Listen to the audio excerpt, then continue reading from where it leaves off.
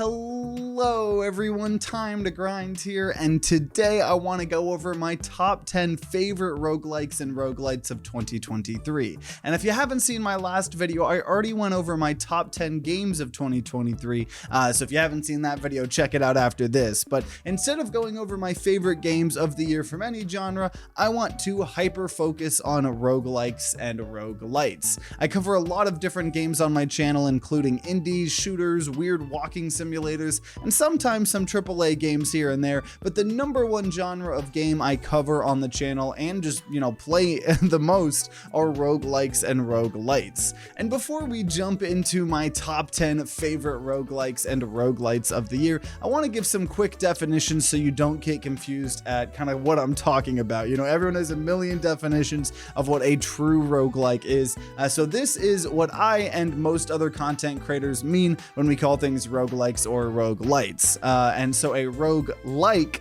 with a K, is a game based off of the original Rogue, and nowadays normally means it's a game that has, permadeath, randomized runs, lots of abilities or loot or items or relics that combine and can synergize with each other to make every run unique, and most have random or procedurally generated worlds. And so a roguelike, with a K, is a game with all of these characteristics that does not have out-of-game progression. So games like Spelunky, no matter how many hours you put into that game, you won't have stat boosts that make you stronger.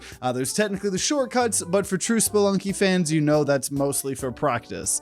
Slay the Spire as well is a roguelike because although you unlock new items or relics that you can find in future runs, you aren't getting more powerful over time. Your character isn't getting just direct stat boosts. And so if you want a term for games that are really, similar to the original Rogue, I know a lot of people are using the term traditional roguelike, since roguelike more just now means it doesn't have out-of-game progression. And then, so if a game is a roguelite with a T, it just means it has out-of-game progression. So the best example for this is Rogue Legacy or Rogue Legacy 2. You have that giant castle skill tree system, and the entire game is about getting more and more powerful across a ton of runs. So, now that we have our deep roguelike lore out of the way, I'm super excited to present y'all my top 10 favorite roguelikes and roguelites of the year. At number 10 on our list, we have Hadean Tactics. And for those of y'all long-term fans of the channel, you probably recognize this game. This game has been in early access for a couple years, and it was one of the first ever Let's Play series we did on the channel, and it officially came out this year. Hadean Tactics combines, auto chess, deck builders, and roguelikes all together to make some super deep roguelike gameplay. For those of y'all that don't know what auto chess is, auto chess games are, sometimes called auto battlers, but auto chess games come from, Dota auto chess, which then spun into a whole genre of stuff with TFT, Dota Underlords. Hell, even Supercell has been working on an auto chess beta thing for like 2 years with Clash Mini, but it's all about creating these armies of heroes or creatures that you can upgrade by getting multiple of them. There's, the different rarities, they fight for you, there's synergies, all sorts of stuff. And so Hadean Tactics takes the roguelike deck building inspiration from Slay the Spire, but adds this whole other layer of depth with the auto chess mechanics. So every 7 seconds in a fight, combat pauses and you can play cards just like Slay the Spire. And because of this, the game has a lot of depth. You can recruit certain permanent units to your party, you can play cards that summon creatures, there's a bunch of passive relics to give busted roguelike synergy combo goodness, and there's a bunch of different characters that all have very different play styles. There's even a custom character option where you can make your own character and actually grow stronger between runs, for those of y'all that want, a little bit of roguelite in your roguelike. But either way, it's just an absolute labor of love, and one of those games where if you're interested in any of these genres, I can 100% guarantee you'll love this game. Number 9 on my list is Wildfrost, and Wildfrost is actually a very similar game to Hadean Tactics, while also being a completely different game. So Wildfrost is another roguelike deck builder, but instead of every 7 seconds the game going to like an auto chess battler, every time you end your turn in Wildfrost, all of the creatures will attack each other. But not every creature, will attack every turn. They all kind of attack on timers, so you have to pay attention to who's going to attack, whether it's your friendlies or, the enemies when you end your turn. And so you're going to be trying to draft good creatures to put on your side to protect your main hero, because if your hero dies, you lose the entire run. And it's actually pretty easy to lose this game. Because all of the combat happens after you end your turn, you could maybe not pay attention to an enemy that's about to one-shot your hero, and bam, your hero is dead and the run is over. And so the game requires you to really think out your plays, plan accordingly, and be, just very strategic. Even though it's a pretty brutal game, the game looks so adorable. Everything in this game, from the backgrounds to all the character and creature designs, the card art, the music, everything is super, super polished. And this game, for me at least, seemed to come out of nowhere and just blow everything else out of the water in this genre for a little bit. This is all anyone was talking about, and for good reason. Most roguelikes aren't super polished, and so when you get one that is, it's just, and it has good gameplay, it's extra impressive. And this gameplay is really good. Obviously, you're trying to find new cards to add to your deck for the run, but you can also customize the cards that you find with charms, and these can do some crazy powerful things, like giving your hero 2 extra damage, which maybe wouldn't normally be so OP, but maybe the hero you picked has like 5 really low damage attacks, so buffing up your damage does a lot. And so every time you start a run, you get a random new hero. There's several different factions of cards you'll unlock, and there's a lot of variety in the builds and combos. This game is so hard, like I said, and so you might have to spend several hours before you actually beat it, but that's what makes it super satisfying, especially because of how hard you get punished. When you finally win a game, oh my gosh, it is satisfying. And there's tons of things for you to try to unlock for future runs in the forms of, new cards that can show up. There's also some additional difficulty things that you can make the game harder with after you've beaten the game. And so if you are a fan of roguelike deck builders, you definitely have to play this for a super polished experience. Number 8 on my list is another extremely polished roguelike, and that is Have a Nice Death. Have a Nice Death is a 2D action roguelike that's published by Gearbox that has you hacking and slashing your way as Death, fighting off your angry employees, because you apparently as Death are the boss of Death. And the game has so many unique weapons and spells and abilities you can find and equip in your run, and you're constantly getting unique randomized effects down specific paths, and maybe one focused more on damage or one tanking. And you can make some pretty cool builds. I will say, compared to most of the other roguelikes and roguelites on the list, Have a Nice Death definitely feels a bit more restrictive on making sure you can't make anything too broken.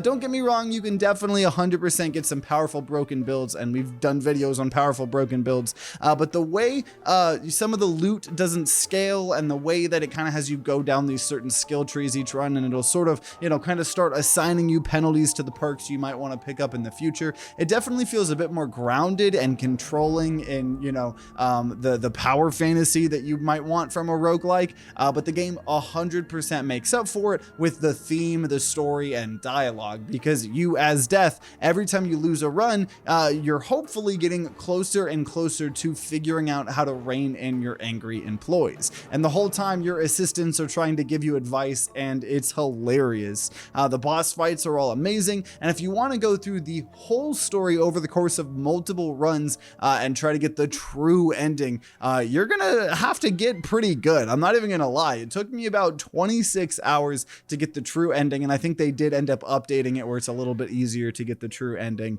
but even then there's still some things I haven't unlocked, and the game does have traditional ascension levels to keep true fans playing for hundreds of hours, potentially, if you wanted to. So if you like these 2D action roguelikes and you want one with some real clever writing and story and polish as well, you definitely can't go wrong with Have a Nice Death.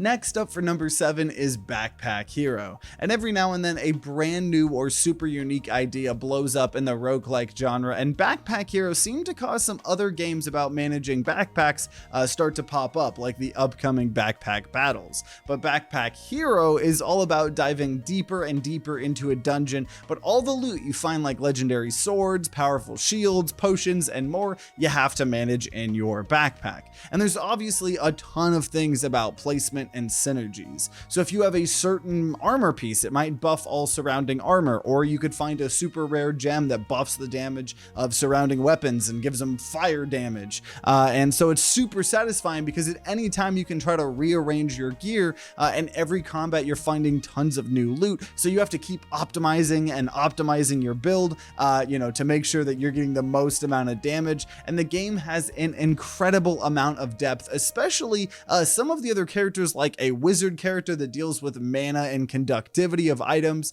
There's a robot that has you creating these robotic chain loops and in your backpack, and just a ton more that I haven't even seen. And this game has been in early access for a couple of years, and with 1.0 this year the game got a roguelite single player mode where you have to rebuild an entire village through this story and some guided quests. And as you do all of these things, you'll be able to research items that will then show up in your future runs, or maybe new villagers will start to show up in the dungeons and give you bonuses. And it's perfect for new players, especially because you can slowly get introduced to the mechanics naturally in one of the best story modes for a roguelike I've ever seen. It matches perfectly with the gameplay of needing random items from the dungeon to research new items, because it gives you something to do with all of that loot you actually ended up with at the end of your runs in your backpack. And I'm actually actively playing through the story mode on a current Let's Play series, and it's just such a great addition and a great example of how a lot of roguelikes nowadays are finding natural ways to add, a roguelite story mode, or at least an option in their game to cater to both, fans of people that want progression or not meta, progression. Backpack Hero did it perfectly, and it's just a great game, and it's a perfect fit, for the genre and for the style of game. And if you want to play the game without all of the story content, and just have all of the items unlocked at the beginning, that still exists. Their main roguelike mode still exists. So great, unique roguelike, or also roguelite with story. And so best of both worlds. You definitely have to check it out. At number 6, we have a game that a lot of y'all probably expected, and that is Brotato. Brotato is one of those games that obviously were inspired by the success of Vampire Survivors. Right, we had a huge wave of thousands of these bullet heaven games, and instead of a bullet hell where you are dodging a million bullets, you are the million bullets in these games, so people call them bullet heavens. Vampire Survivors was my number one roguelike or roguelite of 2022, and so I ended up playing a lot of these bullet heaven roguelikes over the course of 2023, and by now I'm kind of getting sick of most of them unless they have a super unique gimmick or mechanic, but Brotato is definitely the exception. Vampire Survivors is great for the 80 plus hours it takes you to beat all the content the game has, but after that the gameplay isn't the most replayable, and that's fine because it keeps getting updated, and it's just super amazing. But Brotato, in my opinion, has way more replayability because of the item system and it being more of a roguelike instead of a roguelite. So you pick a character that all have very different playstyles through clever stat boosts or changes or unique effects, and then you gotta beat 20 waves of enemies. So that in itself sounds pretty tame, but it's the fact that every wave you can use the money you gained from the previous wave to buy things in the shop. And the shop is totally random with tons of different weapons that synergize with each other and can be upgraded several times by combining the same weapon and rarity. And then there is tons and tons and tons of unique items in the game that you can stack and do a wide variety of things. One of the items is even a custom item that was added for me by the awesome dev. So if you see Grind's magical leaf, the Rainbow Monstera leaf, just know that that is me blessing your build. But overall, this game is just so beautiful in its simplicity. There's even a ported mobile version, and you know, it's so replayable because of the way the items work, and it's all stat based as well. And it's just an amazing little game from an amazing indie dev that has made some other underrated roguelites in the past before, and I'm super excited to see how this is going to get updated, because apparently it is going to get updated, so we'll see how it ends up. And halfway there at number 5, we have Cobalt Core. And Cobalt Core is another game that wasn't in early access, it just launched in an extremely polished fashion.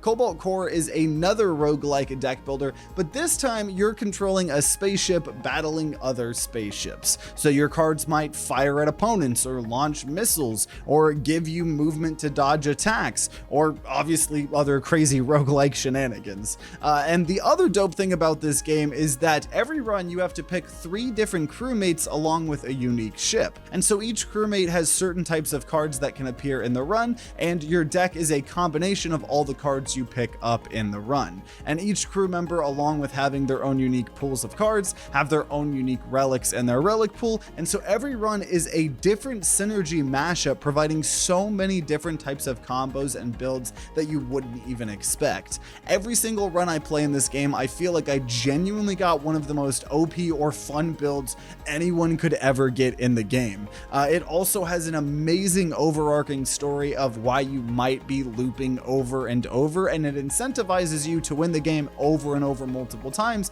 to get each character's full backstory. And even as you're playing the game, like in the actual gameplay, you know, the NPCs are you know, having dialogue with each other, your crewmates are talking with each other, they're talking with other NPCs.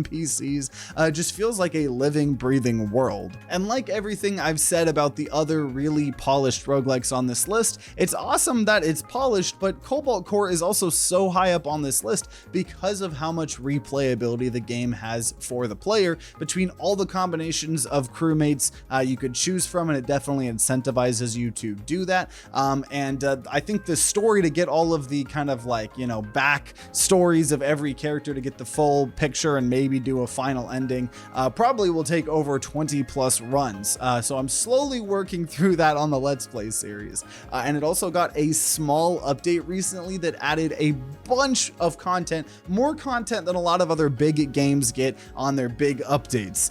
So it's a super promising roguelike with incredible replayability, charm, and polish, and hopefully a lot more awesome stuff's going to be coming out of it in the future.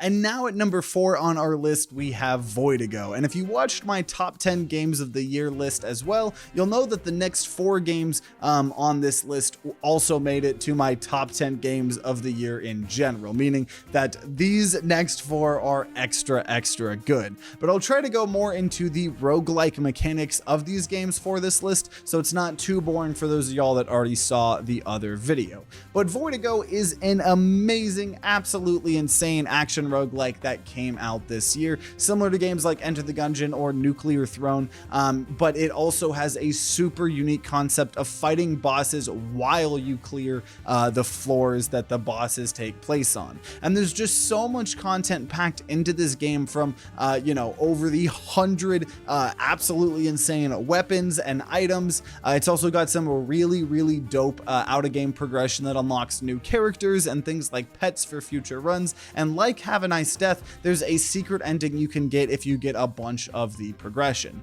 But it's just super wacky and an incredible all-around top-notch action roguelike that gives you a great incentive to keep playing, and has a lot of really unique mechanics that make the game special, like the way it does bosses, the constantly trading and sacrifice items for other items. I thought that was really clever, and a ton more. It is just a top-notch game, and you need to play it. Our third favorite roguelike or roguelite of the year is Roboquest. And Roboquest is the only shooter roguelite on this list, and it makes it even more special. It seems like it's obviously harder to make a good FPS shooter roguelite than a roguelike deck builder, and that's not to discredit any of these other games on the list, more just to drive home the main reason I love Roboquest, and that's because it's simply an incredible shooter roguelite. I was obsessed with Gunfire Reborn for a while, and this scratches the same itch. It's got some really solid gunplay, and all of the builds you can get feel pretty unique, and there's several different classes to keep things interesting. And I also think the game is even more polished than games like Gunfire Reborn, but I will say I do think the game has a bit less variety and depth to the gameplay, but it more than makes up for it with the overarching story and roguelite progression.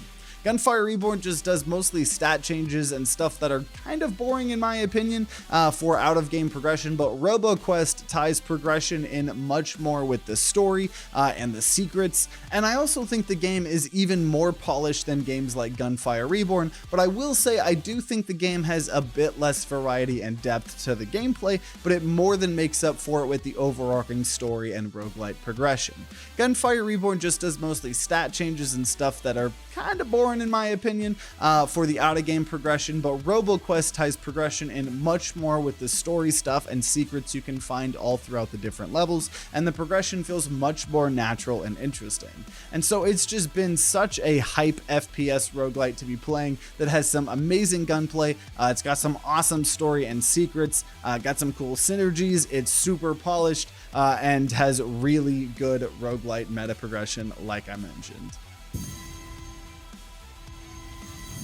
And our second favorite roguelike of the year is Astrea Six-Sided Oracles. And I've been talking a lot about these super polished roguelite experiences, and Astrea Six-Sided Oracles is the best game of the year in terms of just pure quality and polish.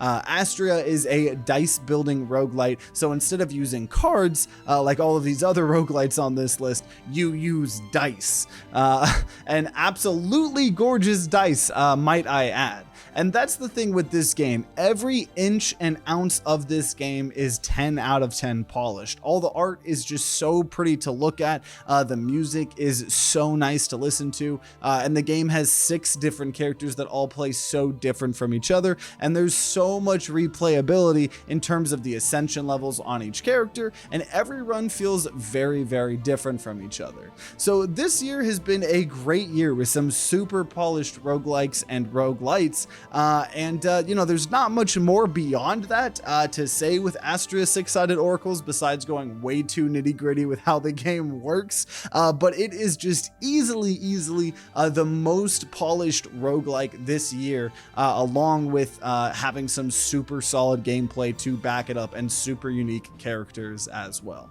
And before we get into my favorite roguelite / roguelike of the year, I just want to shout out some honorable mentions. Luck Be a Landlord is a slot machine roguelike all about trying to make enough money to pay your rent. Super addicting, just like a real slot machine. Paper Planet is a little roguelike all about protecting a little planet from enemies, and the game just lets you break it so hard with some of the most fun combos, and it's just honestly a lot of fun, and that's all you need sometimes.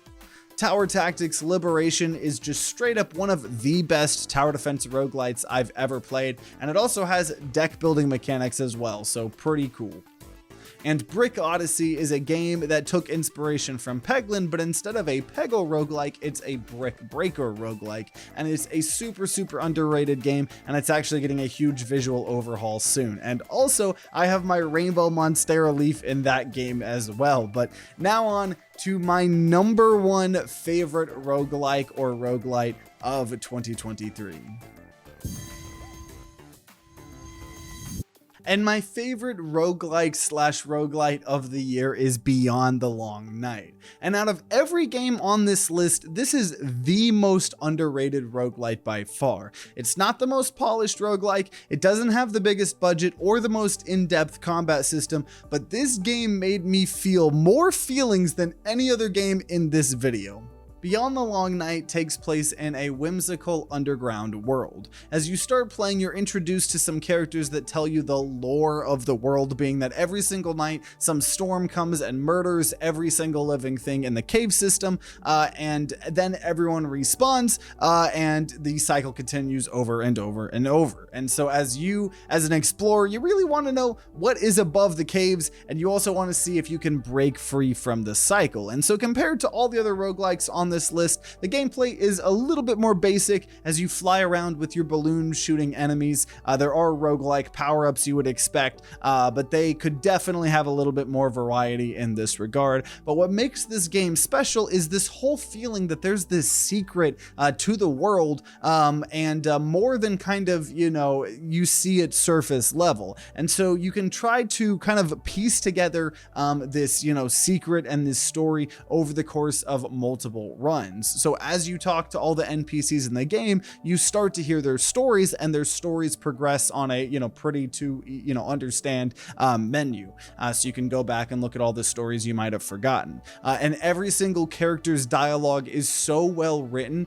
They all feel like living, breathing creatures, and you get so invested into their stories and just them as personalities as well. And as you're doing this, you're getting hints here and there of what you might have to do in order to complete the main secret and free yourself from this cycle. And shout out to another awesome content creator, Alexa, for giving me some small hints. I definitely think this game could, along with a variety, maybe make some of the things a little bit more easy, just so people don't lose track of, what you're supposed to do, or kind of give up too early. Because I think a lot of people don't understand what this game is, and the fact that it's so story driven. That's not normally the case for, roguelikes and roguelites. And so I totally understand why others might not enjoy this game, let alone set it as like their literal favorite roguelite of the year. But without spoiling too much, it truly was one of the best experiences any game gave me this year. All the characters feel real, the music is amazing, and although I wish it had gotten another update or two, like I said, to help with the variety and maybe the new player experience, it is without a doubt my favorite experience a roguelike game gave me this year, and it is just truly magical. And there we have it, my top 10 favorite roguelikes and roguelites of 2023. Like I said, there were so many freaking good roguelikes that came out this year, and the bar is starting to get raised higher and higher in terms of the polish on these games. But there will always be room for quirky and unique little roguelikes like Backpack Hero and Beyond the Long Night. I've had so much fun playing all of these games and making content on them over this year. For all these games, if you want to see our whole Let's Play series, I'll try to organize, all of the links in the description down below. And also let me know what your favorite roguelikes or roguelites of 2023 were. I know there's a ton that came out this year, so definitely let me know if I missed some other good ones. And hope you join me in 2024, checking out all sorts of other awesome roguelikes. And if you're going to be grinding out some of these roguelikes or others on your own, then I wish you guys luck and see you all next time.